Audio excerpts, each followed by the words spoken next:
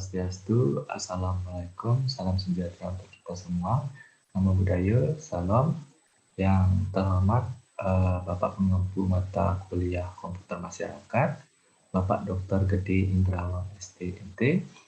Sebelumnya izinkan saya memperkenalkan diri terlebih dahulu. Perkenalkan, nama saya Ketut Valian Wira Aja dari Prodi S2 IPS.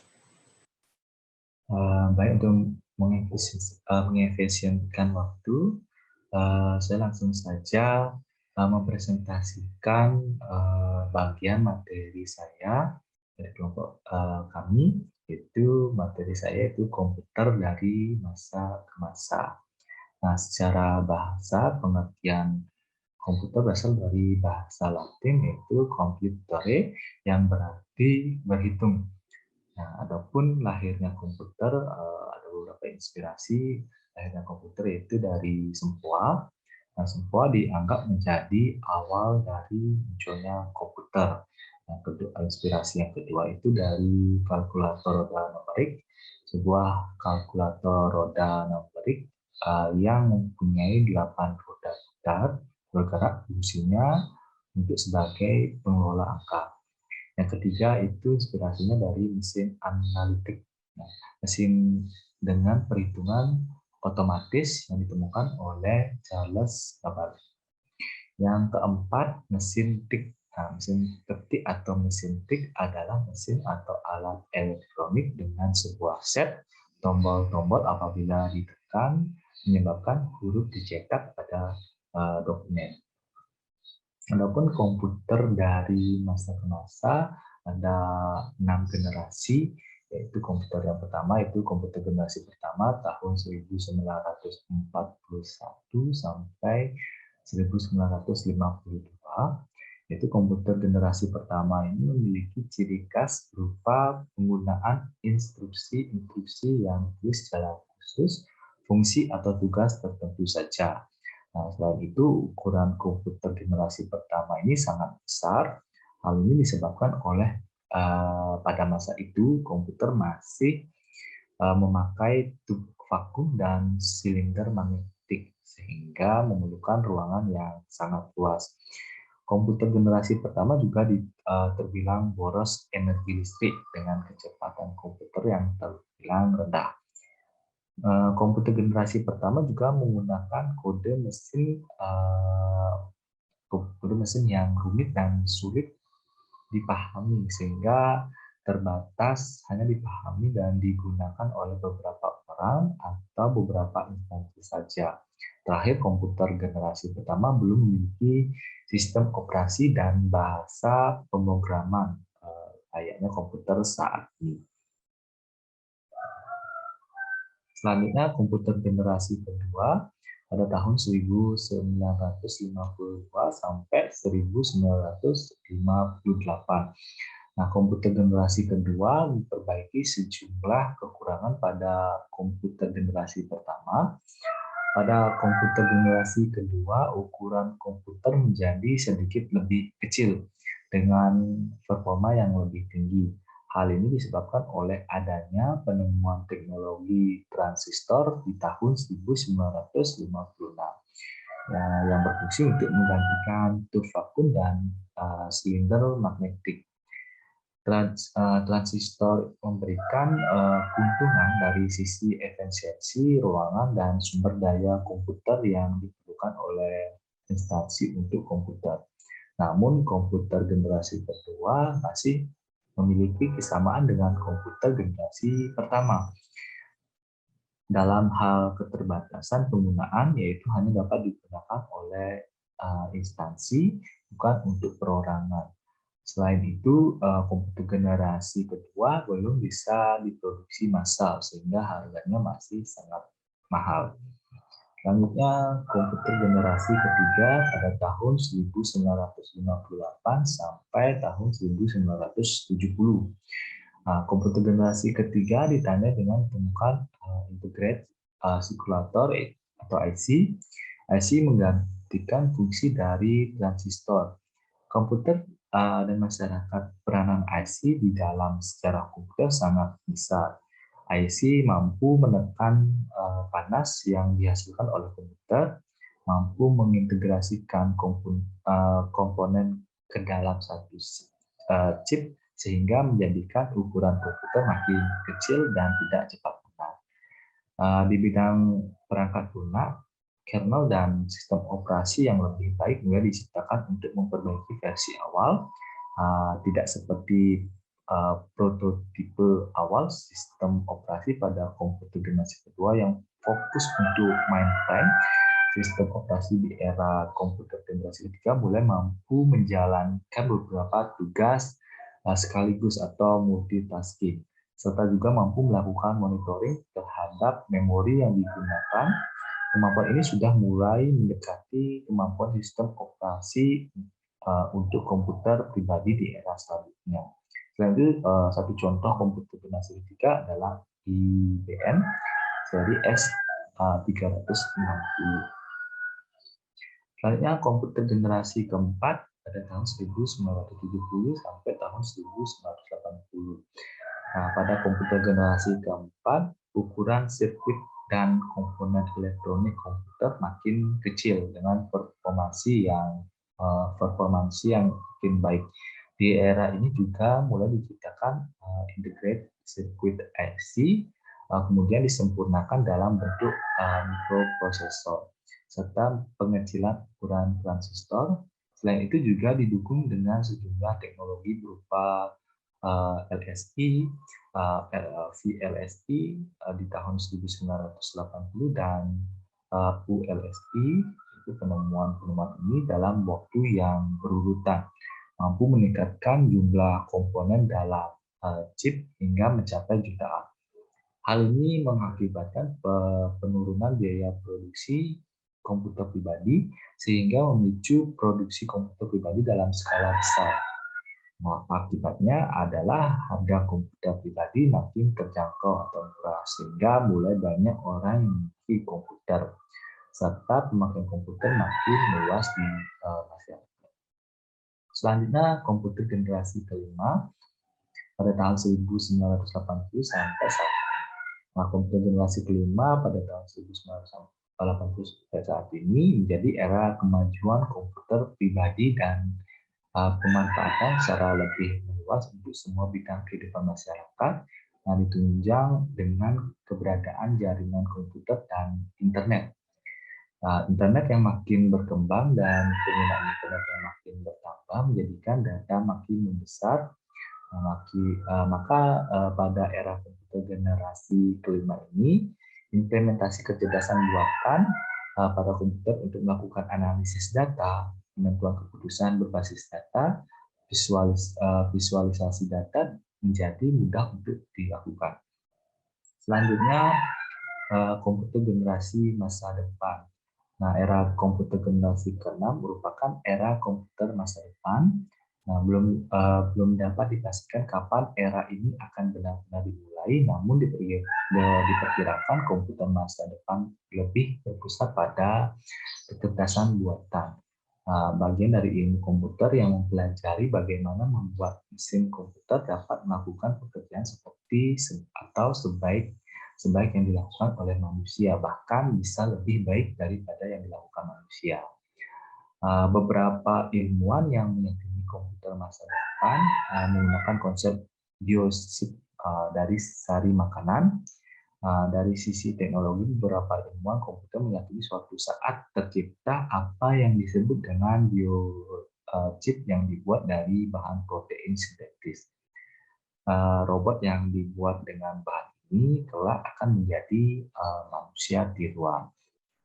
Baik, demikian presentasi materi dari saya terkait komputer dari masa ke masa.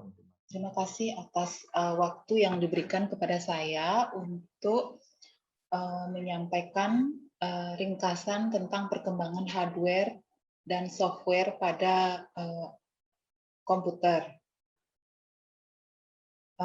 Perkembangan hardware atau perangkat keras komputer ini terdiri dari tabung atau vakum, kemudian transistor, integrated circuit atau IC, mikroprosesor, dan artificial intelligence atau AI. Kemudian dari hardware yang kita temui pada saat ini akan saya jelaskan satu persatu. Yang pertama adalah tentang tabung, tub, atau vakum. Tub atau vakum merupakan komponen utama penggerak pada generasi pertama. Tabung ini memiliki ukuran yang besar dan boros energi. Kemampuan komputasinya pada zaman dahulu itu untuk memecahkan sandi pada musuh. Walaupun bisa digunakan untuk memecahkan kode sandi pada musuh pada masanya, namun bila dibandingkan dengan komputer saat ini, masih terbilang sangat sangat lemah untuk kemampuannya. Tub vakum ini merupakan sebuah alat penguat sinyal yang terdiri atas komponen dioda dan trioda. Di dalam dioda terdapat anoda dan katoda yang berfungsi untuk proses elektronik. Tabung atau vakum ini diciptakan pada tahun 1904 oleh Fleming.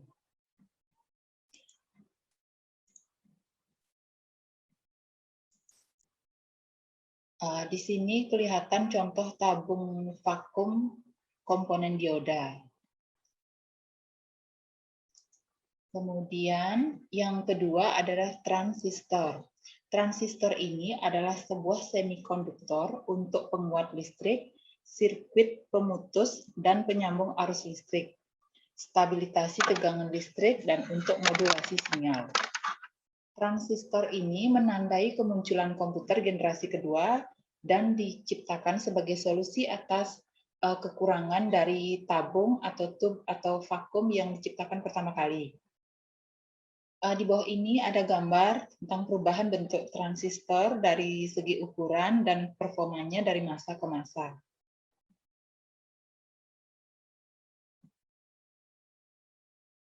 Di sini kelihatan perkembangannya dari tahun 1941, kemudian 1948, 1955, dan 1997. Selanjutnya, kita akan membahas tentang integrated circuit atau IC. IC ini sering juga disebut dengan chip yang merupakan komponen elektronik berukuran kecil yang disusun dari bahan semikonduktor, terutama silikon. IC ini memiliki kemampuan yang lebih baik daripada transistor dengan ukuran yang kecil dan memungkinkan komputer untuk berevolusi ke prototipe bentuk komputer seperti yang sekarang. Kehadiran IC ini memicu penurunan biaya produksi komputer, dan dengan adanya penurunan biaya produksi komputer, maka akan terjadi peningkatan produksi komputer pribadi dan banyak orang yang bisa memiliki komputer secara pribadi. Ada beberapa perusahaan yang terkenal seperti IBM dan Intel yang sudah mulai memproduksi komputer dengan IC ini. Penerapan, kemudian saya akan melanjutkan tentang penerapan artificial intelligence atau AI hardware. Riset lain yang dikembangkan oleh IBM terkait dengan AI hardware adalah in-memory computing. Pada komputer saat ini, memori dalam bentuk random access memory RAM memiliki fungsi untuk penyimpanan serta proses komputasi dilakukan melalui prosesor. Melalui inovasi in-memory computing, memungkinkan memori RAM dapat melakukan dua hal sekaligus, yaitu komputasi dan penyimpanan bit data. Pemanfaatan AI di masa depan akan sangat berkembang pesat. Hal ini sudah mulai terlihat dari masa sekarang ketika AI banyak diterapkan dalam bidang data melalui machine learning and deep learning serta prototype hardware melalui AI hardware yang dikembangkan oleh IBM. Di bawah ini ada gambar dari memory computing AI hardware yang diproduksi oleh IBM. Kemudian saya akan melanjutkan tentang perkembangan sistem operasi. Sistem operasi merupakan perangkat lunak komputer software yang berfungsi untuk mengendalikan perangkat keras komputer atau hardware, sekaligus juga menjadi jembatan penghubung antara pengguna dengan komputer. Inti dari sistem operasi adalah kernel yang di dalamnya memuat sejumlah fungsionalitas dasar dari sebuah sistem operasi. Sedangkan komputer dan hardware yang mengalami perkembangan dari waktu ke waktu, sistem operasinya juga mulai mengalami perkembangan. Saya akan jelaskan satu persatu dari generasi pertama. Yang generasi pertamanya itu adalah serial prosesor dari tahun 1940 sampai 1950. Serial processing pada dasarnya bukanlah sistem operasi seutuhnya, sehingga lebih tepat disebut sebagai semi operating system. Nah, kemudian pemanfaatan komputer dan sistem operasi serial processing pada masa ini lebih diutamakan untuk penghitungan matematis rumit dan terbatas. Sistem operasi serial processing belum dapat digunakan untuk keperluan sehari-hari sebagaimana sistem operasi dan komputer yang ada saat ini. Serial processing menjadi bentuk awal dari sistem operasi mainframe untuk komputer generasi pertama. Kemudian saya lanjutkan ke generasi kedua. Generasi kedua adalah Simple Batch System, yaitu pada tahun 1950. Simple Batch System atau juga disebut dengan Uniprogramming merupakan sistem operasi perbaikan dari serial processing. Sistem operasi ini digunakan pada komputer generasi ketiga. Perbaikan utama dilakukan untuk meningkatkan utilisasi komputer. Kelebihan dari sistem Simple Batch System ini adalah kemampuannya menjadi perantara antara pengguna dan komputer melalui pemanfaatan pita magnetik untuk melakukan job dari suatu aplikasi pada sistem operasi.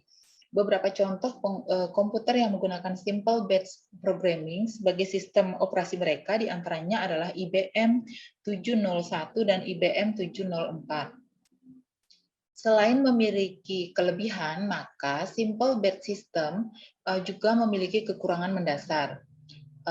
Kekurangannya adalah ketidakmampuannya untuk mengerjakan sejumlah tugas atau job atau aplikasi dalam waktu yang bersamaan. Sehingga di sini akan terjadi pemborosan waktu bagi penggunanya. Dan tentu saja kurang efektif dan efisien bagi pengguna program ini. Kemudian generasi ketiga yang disebut Multi-Program Batch System, yaitu pada tahun 1951 sampai dengan 1961. Multi-Program Batch System adalah kemampuan untuk dapat memahami lebih dari satu buah aplikasi atau pekerjaan atau job secara bersamaan. Hal ini yang kemudian menjadi cikal bakal untuk sistem operasi yang selanjutnya di masa depan. Adapun beberapa contoh dari multi-program batch system yang tercatat dalam sejarah komputer adalah BSYS, FMS, IBM, kemudian dari IBM ini menjadi generasi komputer pertama yang menggunakan sistem operasi untuk mainframe yang kecil sempurna dibandingkan dengan yang sebelumnya. Jadi lebih efektif bila digunakan karena bentuknya kecil, jadi lebih mudah untuk dibawa kemana-mana. Komputer jadi lebih mudah dibawa kemana-mana dan lebih efisien untuk digunakan.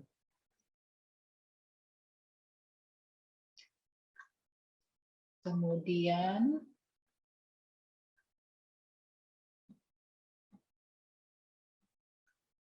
saya akan melanjutkan pada generasi keempat, time sharing system. Time sharing system diciptakan untuk memperbaiki kekurangan pada multi-programming based system, yaitu dukungan login untuk banyak pengguna atau multi-account pada suatu sistem operasi. Dengan adanya fitur ini, maka akan memungkinkan komputer generasi ketiga dan seterusnya untuk dapat digunakan oleh banyak pengguna melalui time sharing system di dalamnya. Konsep time sharing system ini digunakan hingga ke generasi komputer kelima dan generasi sistem operasi yang digunakan saat ini. Dua nilai lebih yang memungkinkan sistem operasi di mana selanjutnya untuk dapat digunakan oleh banyak akun pengguna sesuai dengan tugas dan hak akses yang diberikan, serta mendukung komputasi terdistribusi. Yang kelima adalah sistem operasi masa kini. Terdapat dua perubahan mendasar dalam hal ini. Yang pertama adalah komputer bukan lagi hanya milik organisasi atau instansi semata, tetapi setiap orang berhak untuk memiliki komputer karena dapat diperoleh dengan harga yang terjangkau. Dan hal ini juga didukung dengan meningkatnya produksi komputer pribadi pada masa yang sekarang karena disebabkan oleh penemuan dari sisi hardware. Contohnya IC dan mikroprosesor, sehingga menjadikan ukuran komputer lebih kecil, lebih mudah dibawa, performanya lebih baik, biaya produksinya lebih rendah. Yang kedua, bentuk komputer tidak lagi berukuran besar sebagaimana dengan komputer server atau mainframe, namun sudah mulai mengecil untuk kebutuhan pribadi atau perorangan.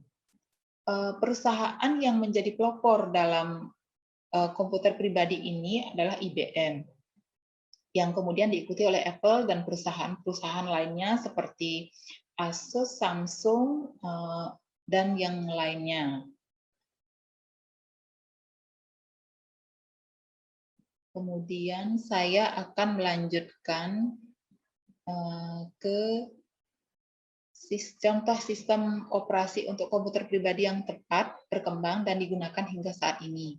Yang pertama itu adalah Mac OS yang dikembangkan oleh Steve Jobs dan Steve Wozniak untuk melengkapi komputer Apple mereka dengan menggunakan kernel Darwin.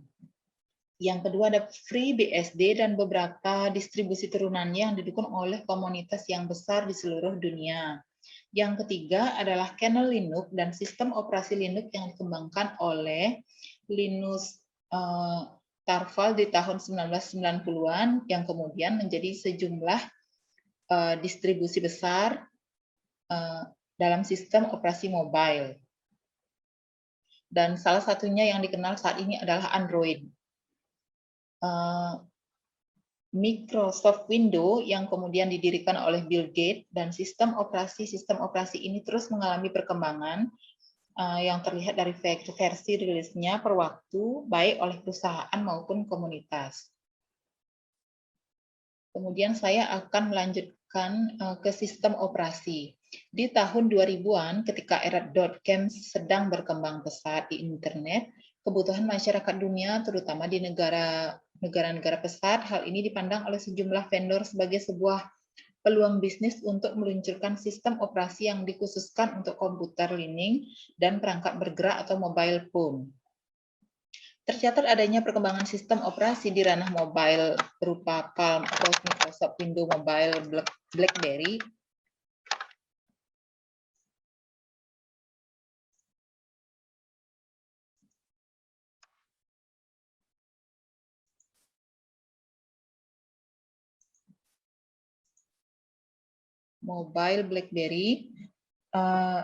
Android, dan sebagainya. Beberapa di antaranya menggunakan kernel Linux di dalamnya. Hal ini terus berlanjut hingga memasuki tahun 2020. Dukungan dari sistem operasi untuk komputer dan perangkat pribadi juga mendukung sejumlah teknologi terkini. Beberapa buah teknologi tersebut antara lain adalah Internet of Things, IoT, kemudian virtual reality, augmented reality, network-centric principle, software, defined networking, artificial intelligence. Hal ini menjadikan sistem operasi di masa sekarang, terutama sistem operasi Linux dan kernel Linux, dapat dengan mudah diimplementasikan dalam beberapa perangkat teknologi, baik di komputer, smartphone, mobile, dan juga pesawat tanpa awak. Kemudian saya akan membahas tentang Cloud Operating System. Cloud Computing merupakan teknologi di bidang jaringan komputer yang menyediakan 3 jenis layanan kepada pengguna sesuai dengan kebutuhan. di mana salah satunya adalah SaaS, yaitu Software as a Service Cloud. Sistem operasi untuk perangkat mobile operating system dan sistem operasi berbasis atau cloud computing operation system adalah pengembangan lebih lanjut dari SaaS Cloud. Sistem operasi mobile yang umum dikenal saat ini diantaranya adalah Android, XenOS, Firefox OS. Kemudian ketiga sistem operasi mobile ini menggunakan Linux sebagai inti atau kernel sistem operasi mereka.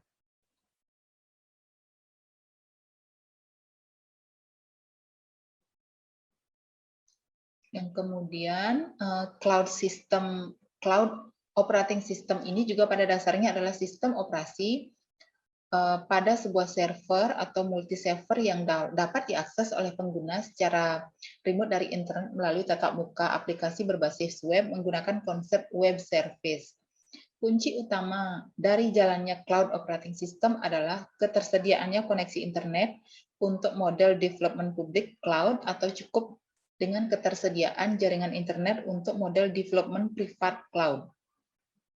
Semua layanan penyimpanan dan sistem operasi itu sendiri dijalankan secara remote dari server ke klien atau panggung melalui tatap muka aplikasi web panggung dengan cukup mengakses alamat dari cloud operation. Sistem melalui web browser di komputer atau smartphone. Maka sistem operasi berbasis cloud computing akan segera dapat digunakan sebagaimana mestinya. Demikian presentasi singkat saya mengenai perkembangan software dan hardware dari masa ke masa. Swastiastu. Saya Imade Haryogi akan menjelaskan bagian dari perkembangan dan model pengembangan software. Sebagaimana halnya komputer dan hardware, perangkat lunak komputer software juga mengalami perkembangan dari masa ke masa. Pada komputer generasi pertama hingga ketiga, serta sistem operasi generasi pertama hingga ketiga, software cenderung dikembangkan dengan tampilan command line. Tidak dikenal adanya graphical user interface atau disebut dengan GUI pada masa generasi komputer pertama. Hal ini disebabkan karena pengembangan pada masa tersebut menggunakan bahasa pemrograman tidak rendah, yang berinteraksi langsung dengan mesin melalui perintah-perintah yang disediakan. Selain itu, memori komputer yang digunakan masih terbilang minim. Ketika komputer memasuki era generasi 4 dan diikuti dengan perkembangan sistem informasi generasi keempat, pengembangan software pun turut mengalami perubahan. Adanya sistem informasi untuk komputer pribadi, contohnya adalah Macintosh pada Apple, dengan GUI yang menarik dan mudah dipahami oleh pengguna awam, menjadikan software turut mengalami perubahan dari sisi GUI. Hal ini terlihat dari mulai diciptakannya software-software untuk berkomputer pengguna pribadi. Dimulai dari perkantoran, games, utilitas, multimedia, atau programming, yaitu software IDE, Integrated Development Environment, dan prototipe awal aplikasi internet, misalkan web browser dan file transfer protocol atau disebut dengan FTP client.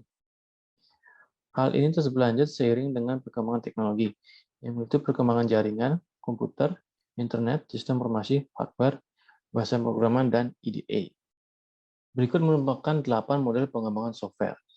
Yang pertama adalah structural programming, object-oriented programming, waterfall, agile, scrum, rapid application development, prototyping, dan DevOps. Selanjutnya saya akan menjelaskan satu persatu dari 8 model pengembangan software ini. Pengembangan software structural programming. Structural programming merupakan sebuah model pengembangan software yang memanfaatkan adanya fungsi, prosedur, go-to, struktur blok, pengulangan, dan sejumlah konsep struktural lainnya di dalam penulisan kode program. Sesuai namanya, maka penulisan dilakukan secara terstruktur. Structural programming didukung oleh bahasa pemrograman tingkat rendah, misalkan assembly dan C, dan bahasa pemrograman tingkat tinggi yaitu Pascal atau PHP. Untuk desain software, structural programming menggunakan data flow diagram atau disebut dengan DFD yang menggambarkan area data di dalam sistem tersebut. Software Object Oriented Programming yaitu atau disingkat dengan OOP. Object Oriented Programming atau disingkat dengan OOP atau pemrograman berorientasi objek merupakan model pengembangan software yang menggunakan konsep kelas, objek, pewarisan, pembungkusan, dan sejumlah konsep berbasis objek di dalam penulisan sumber kode. OOP menawarkan beberapa kelebihan antara lain, kemudahan untuk mempelajari dengan konsep objek dan kelas, kemudahan di dalam pengembangan dan penggunaan kembali sumber kode yang memanfaatkan pewarisan, penggunaan yang luas di semua platform, fleksibilitas yang tinggi, dukungan dari sejumlah bahasa pemrograman, contohnya Java, Perl, Python, PHP, C#, atau Ruby, serta dapat dikombinasikan dengan structural programming. Dan software pada OOP menggunakan Unified Modeling Language atau disingkat dengan UML. Sebagai sebuah metodologi dan bahasa spesifikasi standar untuk melakukan dokumentasi, spesifikasi, desain, dan pengembangan software menggunakan konsep OOP. UML terdiri atas 9 modul diagram, dengan 4 diagram utama yaitu use case diagram, sequence diagram, class diagram, dan activity diagram. Pengembangan software waterfall. Waterfall merupakan metode pengembangan software yang cukup tua, terhitung sejak diperkenalkan tahun 1970. Meski demikian, waterfall masih cukup banyak digunakan hingga saat ini dalam software development life cycle.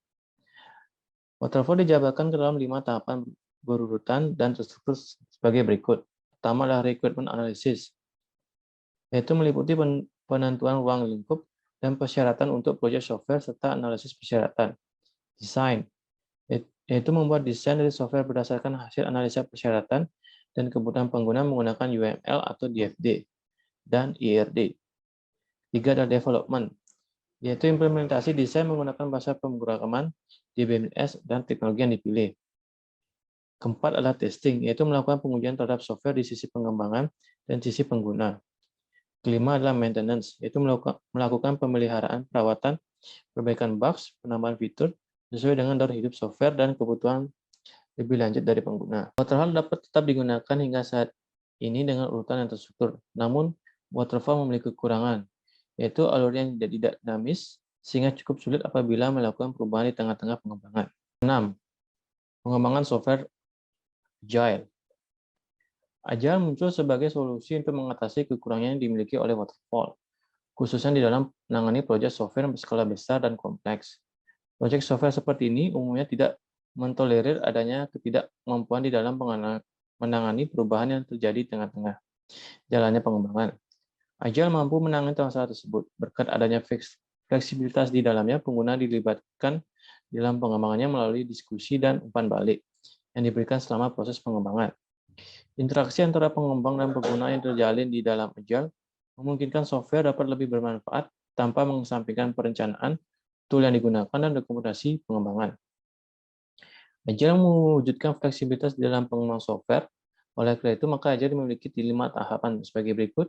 Pertama, discussion, yaitu diskusi yang dilakukan antar pengembang dan pengguna untuk menentukan kesepakatan dan kebutuhan. Kedua, ada analisis, untuk memperoleh gambaran analisis persyaratan dari software yang akan dikembangkan sesuai dengan kebutuhan pengguna. Ketiga, strategi, yaitu penentuan strategi perencanaan dan pengembangan software serta desain software. Keempat, execution, yaitu implementasi dari desain software yang menggunakan bahasa pemrograman dan teknologi yang telah disetujui untuk dipilih. Kelima adalah quality assurance testing, yaitu melakukan quality assurance testing atau pengujian kualitas dari software yang dibuat meliputi pengujian dokumentasi, penyempurnaan bugs, dan pemeliharaan. Dalam implementasinya hingga tahun 2020 ini, Agile memiliki beberapa buah pilihan submodel. Beberapa di antaranya adalah Adaptive Software Development atau disingkat ASD, Acceptance Test Driven Development atau disingkat ATDD, dan Agile Unified Process atau disingkat AUP. Meskipun melibatkan pengguna secara lebih dekat, namun terdapat satu kekurangan utama dari Agile. Kekurangan tersebut adalah ketidakmampuan Agile di dalam memecah sebuah proyek software besar ke dalam beberapa potongan, agar lebih mudah dan lebih cepat diselesaikan. Pengembangan model Scrum. Scrum hadir sebagai sebuah solusi perbaikan dari Waterfall dan Agile. Waterfall memiliki kelebihan dari sisi struktur pengembangan yang rapi, namun memiliki kekurangan dari sisi ketidakmampunya menangani proyek software skala besar karena strukturnya yang kaku. Agile memiliki kelebihan dari sisi fleksibilitas dan melibatkan pengguna secara lebih dekat, namun tidak mampu memecahkan proyek software besar ke dalam beberapa sub atau potongan kecil untuk memudahkan pengembangan dan menghemat waktu. Scrum hadir untuk menjawab kekurangan tersebut. Mengadopsi strukturisasi pengembangan dari Waterfall dan pelibatan penggunaan di dalam pengembangan software dari Agile, maka di dalam Scrum terdapat 4 tahapan. Keempat tahapan meliputi, pertama adalah product backlog. di mana pengguna atau pemilik produk membuat daftar keinginan. Daftar keinginan ini diurutkan dan diprioritaskan utama. Kedua adalah sprint backlog, yaitu melakukan perencanaan untuk urutan teratas yang dipilih disesuaikan dengan jangka waktu yang diperlukan. Tiga adalah sprint, dengan jangka waktu berkisar 2-4 minggu, di mana di setiap waktu berkala dilakukan pengecekan yang melibatkan pengembangan dan penggunaan secara rutin. 4 adalah working increment of software, di mana kegiatan ini dilakukan terus-menerus untuk setiap potongan proyek dengan jangka waktu yang ditentukan, hingga semua bagian dari produk backlog selesai dengan baik sesuai kebutuhan pengguna. Pengembangan Rapid Application Development atau disingkat dengan RAD. Rapid Application Development merupakan model pengembangan software yang bersifat incremental serta memerlukan waktu yang singkat di dalam pengembangannya. Sehingga sesuai dengan namanya, tujuan utama di dalam RAD adalah waktu yang singkat di dalam pengembangan sebuah software, sehingga meminimalkan biaya.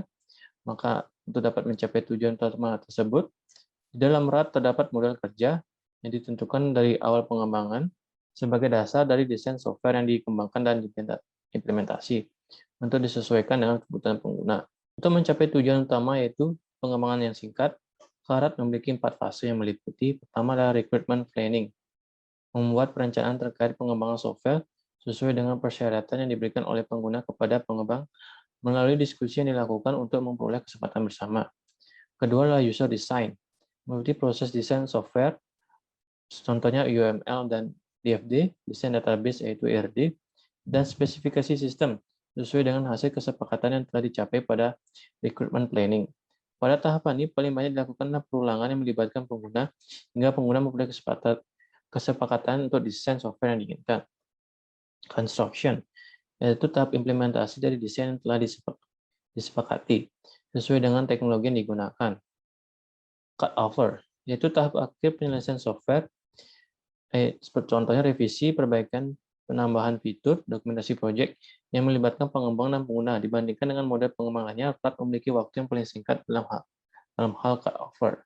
Terlepas bahwa RAD memiliki 4 fase yang sudah disebutkan, Kendall di tahun 2010 mengenalkan RAD dengan 3 fase, yaitu meliputi recruitment planning, RAD design workshop, dan implementation. Pada recruitment planning dilakukan pertemuan antara pengembangan dan pengguna untuk memperoleh kesepakatan mengenai kebutuhan pengguna dan persyaratan yang diperlukan di dalam pengembangan software oleh pengembangan.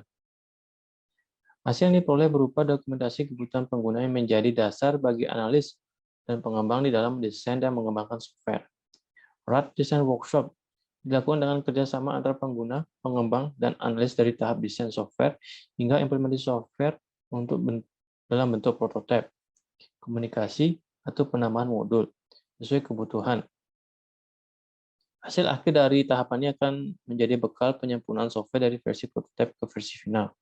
Namun juga dalam tahapan ini untuk langsung menuju ke versi final dari software, tanpa harus menyediakan versi prototipe. Implementation. Tahap terakhir berupa implementasi software dari versi alpha dan beta ke versi final, sesuai dengan kebutuhan pengguna, disertai dengan perencanaan aspek-aspek bisnis dan non-teknis dari perusahaan pengguna tempat software tersebut dipergunakan. Selain itu juga dilakukan pengujian di sisi pengembang dan di sisi pengguna. Proses pengembangan hingga pengujian software akan berhenti apabila sudah sesuai dengan keinginan pengguna. RAD memiliki kelebihan dari sisi waktu pengembangan yang singkat, sehingga menghemat tenaga, waktu, biaya selama pengembangan software. Namun kekurangan dimiliki oleh RAD justru terletak pada waktu pengembangan yang singkat, di mana kecenderungan bahwa software masih memiliki beberapa kekurangan, baik dari sisi fitur, kesesuaian dengan proses bisnis, kemampuan dan pemahaman dari pengembangan, meskipun telah memperoleh persetujuan dari pengguna untuk penyelesaian pengembangan software bersangkutan. Pengembangan prototipe. Prototipe atau purwarupa merupakan model pengembangan software yang menyediakan versi purwarupa dari sebuah software sebagai sebuah gambaran awal bagi pengguna sebelum versi final dan software tersebut dirilis. Prototipe menjadi perbaikan dari generasi yang umum terjadi pada model pengembangan waterfall yang bersifat sekuensial. Karena fokus utama dari model pengembangan ini adalah menyediakan prototipe dari software sebelum versi final dikembangkan. Maka model pengembangan ini juga disebut dengan prototyping. Prototipe memiliki kelebihan dan kekurangan. Kelebihan prototipe adalah peluang software agar benar-benar sesuai dengan kebutuhan pengguna. Sebab pengguna dilibatkan secara aktif di dalam pengembangan melalui tahapan pengujian dan evaluasi prototipe software sebelum dikembangkan ke versi final. Sedangkan kekurangan prototipe adalah kecenderungan kekurangnya waktu untuk desain dan analisis software yang dapat mempengaruhi kualitas dari software yang dikembangkan. Pengembangan yang terakhir yaitu DevOps. Pengembangan Development and Operation atau disingkat dengan DevOps merupakan model pengembangan software yang paling kompleks jika dibandingkan dengan model-model pengembangan software yang telah disebutkan tadi. DevOps merupakan model pengembangan software yang kompleks karena selain melibatkan proses pengembangan software beserta dengan pengembangan dan pengguna, juga melibatkan jaminan mutu atau kualitas software, pelaksanaan atau operasional, serta budaya dari organisasi yang bersangkutan. Dengan kata lain, sebuah DevOps merupakan sekumpulan proses otomatisasi yang menghubungkan antara proses pengembangan software dengan para pengembang agar dapat melakukan proses pengembangan software, build, pengujian software testing, dan rilis software secara cepat. Nilai lebih dari DevOps adalah kemampuan untuk melakukan perubahan kecil pada software, baik dalam penambahan celah keamanan maupun pembaruan software. Inovasi pada software dapat dilakukan dengan lebih cepat melalui DevOps. Selain itu, proses pengujian kualitas software juga dapat dilakukan dengan lebih baik untuk menjamin agar software dapat sesuai dengan kebutuhan pengguna dengan adanya jaminan kualitas. Terkait dengan proses pengembangan software sebagai sebuah model pengembangan software, terdapat 3 hal utama pada DevOps, yaitu pengembangan software di mana pada dasarnya DevOps adalah metode pengembangan software yang menekankan komunikasi, kolaborasi, dan integrasi antara pengembang software profesional dan pengguna. Melalui DevOps, bagian pengembangan dan bagian profesional dapat bekerja sama dengan baik, sehingga mengurangi adanya kesenjangan, kesalahan, atau tidak kompatibelnya suatu software dijalankan pada lingkungan lain. Selain itu, DevOps juga meningkatkan kecepatan kerja. Jaminan kualitas di mana DevOps memiliki jaminan kualitas terhadap software yang dikembangkan, di mana bagian tim penjamin integrasi dengan tim pengembangan dan tim operasional. Operasional di mana dengan adanya perubahan proses bisnis pada industri software, menjadikan software sebagai bagian dari bisnis, perusahaan dan pelanggan berinteraksi melalui software yang dijalankan dalam bentuk layanan online.